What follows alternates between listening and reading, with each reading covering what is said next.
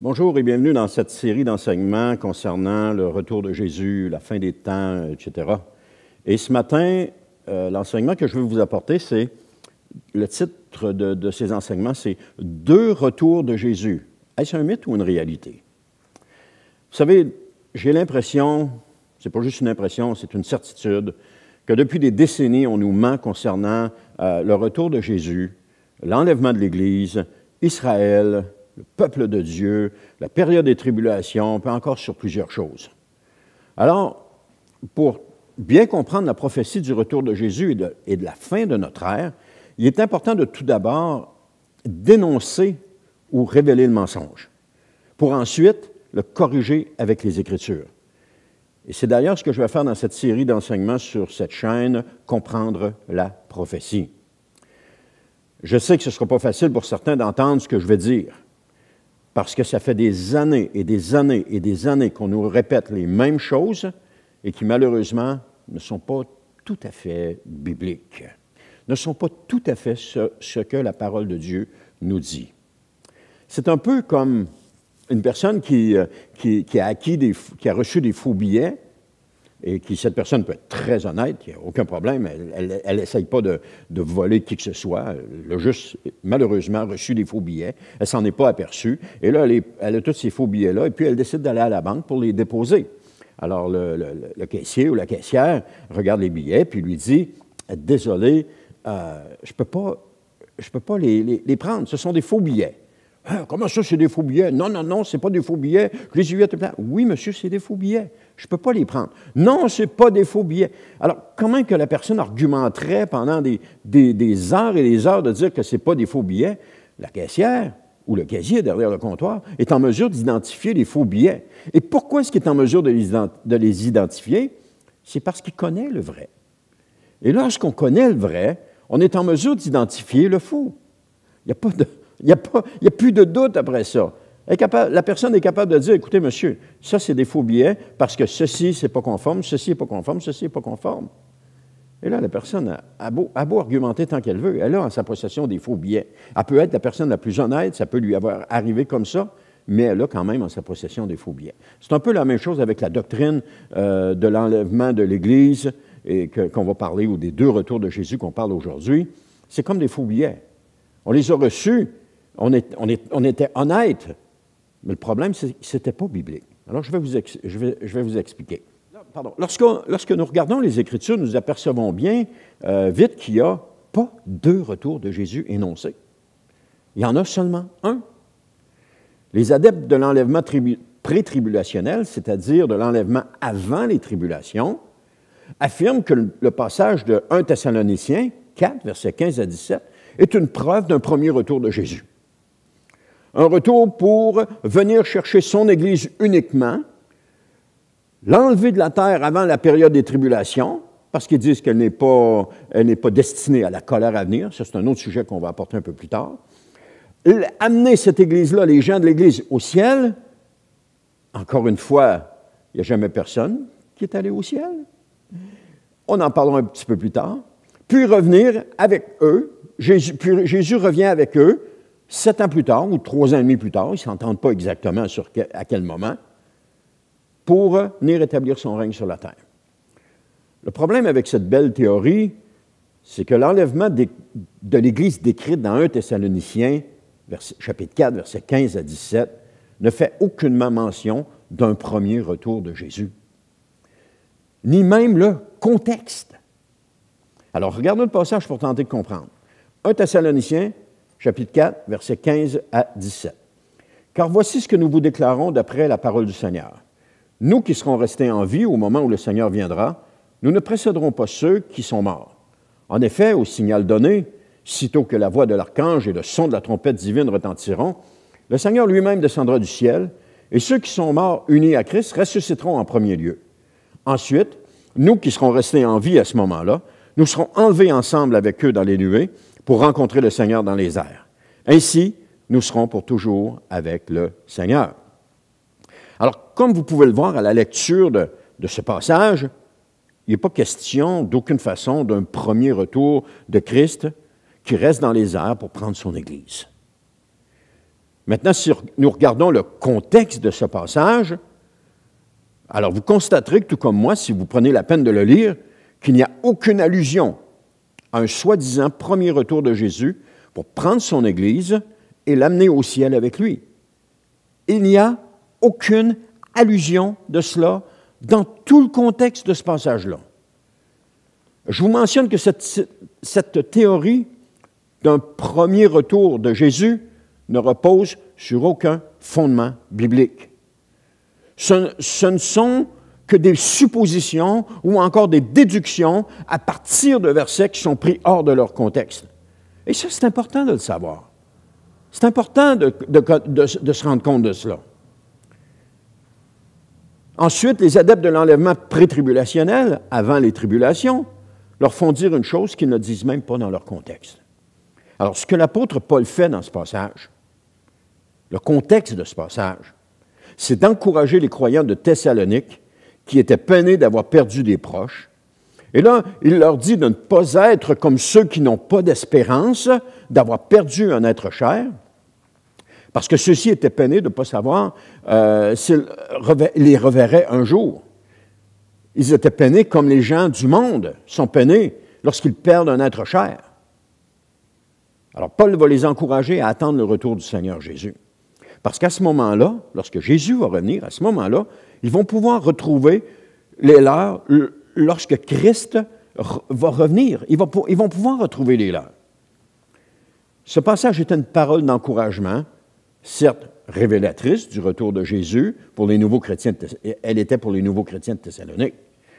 Donc, et ceci confirme le fait que c'est une parole d'encouragement. On voit ça au verset 18 qui nous dit « Encouragez-vous donc mutuellement par ces paroles. » C'était des paroles d'encouragement. L'apôtre Paul ne parle pas, il ne fait aucunement allusion à aucun autre événement que le seul retour dont Jésus a mentionné lui-même. D'ailleurs, Christ n'a jamais parlé de deux retours, ni même fait allusion à un enlèvement secret venant chercher son Église. Jamais. L'enlèvement secret est une invention des adeptes de l'enlèvement pré-tribulationnel pour donner un faux espoir aux chrétiens en leur disant « Inquiétez-vous pas, les tribulations vont venir, mais il n'y a pas de danger, vous ne ferez pas partie des tribulations parce que Jésus va venir vous chercher avant. » Si vous regardez dans la parole de Dieu, si vous regardez dans l'Apocalypse, vous allez vite vous apercevoir que les chrétiens sont encore là. Mais ça, eux, ils nous disent que non. À partir du chapitre 4, ils ne sont plus là. Mais ça, c'est un autre sujet que je vais traiter un petit peu plus tard. L'évangéliste Marc nous dit ceci concernant le retour de Jésus. Dans Marc chapitre 13, les versets 26 à 27, il nous dit « Alors on verra le Fils de l'homme venir sur les nuées avec beaucoup de puissance et de gloire. Il enverra ses anges rassembler ses élus des quatre coins du monde, d'un bout à l'autre de l'univers. » Ce passage, ni son contexte, ne fait encore une fois allusion à aucun enlèvement secret de l'Église du Seigneur Jésus. Et d'après vous, est-ce que ça a l'air d'un enlèvement secret?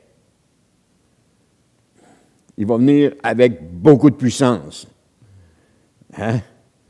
En réalité, ce que les apôtres attendaient, c'était que Jésus revienne. Point à la ligne. Ils n'attendaient pas un enlèvement secret avec Jésus dans les airs, qui prend son Église et part avec elle pour aller au ciel et revenir 7 ans plus tard dans son véritable retour. Si ça avait été le cas, Jésus l'aurait mentionné. Les apôtres l'auraient mentionné. Si vous voulez mon avis, c'est de la pure fabulation que d'entendre un événement, un enlèvement de l'Église, avant la période des tribulations. Pourquoi? Parce qu'il n'y a aucun fondement biblique pour de tels propos. Les apôtres attendaient que Jésus revienne à tout moment, parce que Christ leur avait dit que personne ne sait lorsqu'il reviendra. Alors, lorsqu'on dit « Ah, Jésus va revenir avant la période des tribulations », on est en train de dire « Voici, Jésus va revenir là ». Mais Jésus a confirmé que personne ne sait quand est-ce qu'il va revenir. Des croyants de tous les siècles attendaient que Jésus revienne pour établir son royaume, tout comme nous l'attendons aussi encore aujourd'hui. Donc, lorsque nous disons que Jésus va revenir avant la période des tribulations, on est en train de donner, comme j'ai dit, un moment pour le retour de Jésus. Et aujourd'hui, les croyants attendent un enlèvement qui, certes, va se produire, mais pas au moment où une majorité de croyants l'attendent. Jésus va venir prendre son Église. C'est biblique, ça. Mais ce sera seulement après une période de souffrance. Une période de souffrance où les gens vont avoir hâte que Jésus revienne, vont désirer le retour de Jésus. Les croyants qui sont fidèles au Seigneur, qui sont restés attachés au Seigneur, vont être pas dans l'agonie, mais ils vont être dans un désir profond de dire « Seigneur, reviens, Seigneur ». Aujourd'hui, ce n'est pas le cas de l'Église aujourd'hui. L'Église n'est pas dans ce mode-là d'espérance du retour de Jésus avec une telle ardeur. Elle n'est pas là-dedans, mais pas pantoute. Ce sera une période qui créera un désir tellement intense de voir Jésus revenir.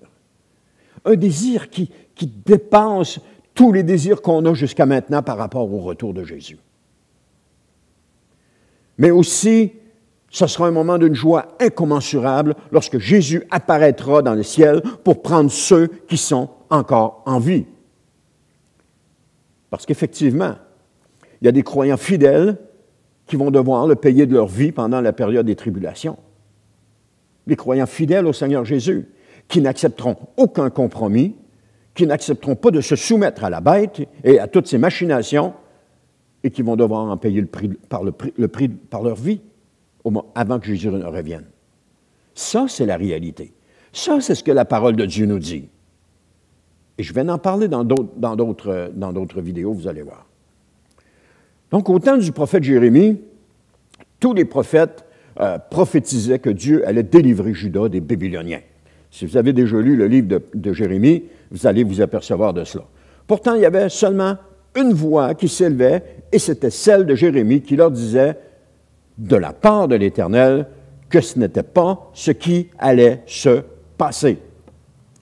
Il leur disait, toujours de la part de l'Éternel, que le peuple allait être déporté dans un autre pays.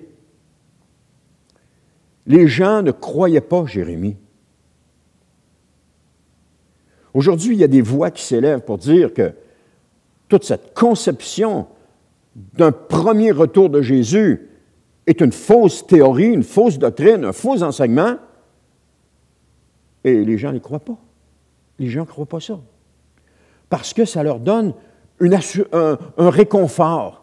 « Ah, je suis chanceux, je suis chrétien, je n'aurai pas besoin de passer à travers les tribulations. » Mais vous allez voir que ce n'est peut-être pas tout à fait exact. Parce que les gens ne croyaient pas Jérémie, mais croyaient ceux qui leur annonçaient que tout allait bien se passer. Hein? Ça va bien aller, vous vous souvenez de ce slogan? Ça va bien aller. Comme aujourd'hui, les chrétiens ne croient pas la Bible, qui est la parole de Dieu.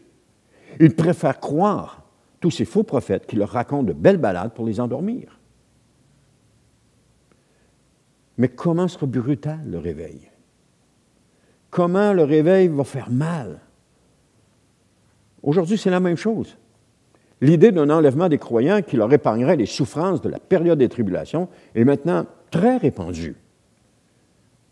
Juste à écouter les enseignements sur le retour de Jésus, et vous allez voir que la majorité des pasteurs enseignent un premier retour de Jésus avant les tribulations.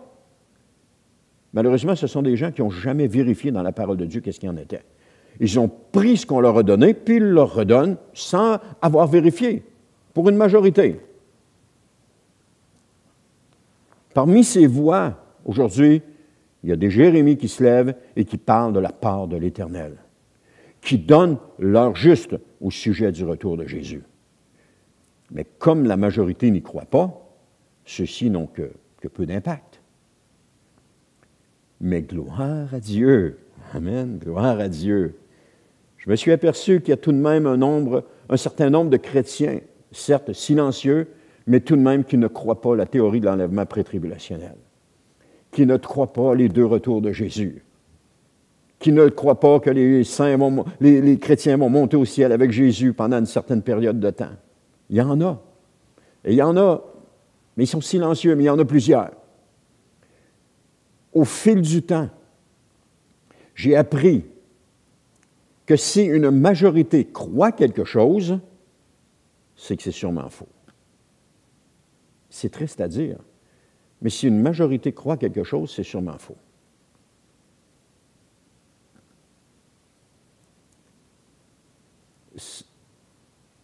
C'est sûr qu'il y a des choses qui sont acceptées unanimement dans la parole de Dieu et qui sont la vérité et qui sont dispensées droitement.